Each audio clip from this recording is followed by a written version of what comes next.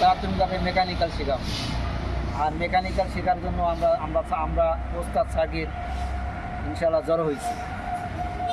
ঠিক আছে, প্রাথমিক মেকানিক্যাল হলো দেখেন প্রথম গাড়িতে আসার পরেই গাড়ির কী চেক করা। গাড়িতে প্রথম আসার পরেই আগে রেডিয়েটরে পানি চেক করা, তারপরে ভিতর থেকে তেল চেক করা, গ্যাস চেক করা, হ্যাঁ, মোবিল চেক করা, এই তেলগুলা ঠিকমতো আছে কি না চেক করা, এগুলি চেক করে চাকাগুলা চেক করে, চাকা পানি মাইনা চেক করে, দু একটা পরিষ্কার করে গাড়ি স্টার্ট দিতে। গাড়ি স্টার্ট দেওয়ার পরে গাড়ি টান দিয়ে যাইবেন এরকম না।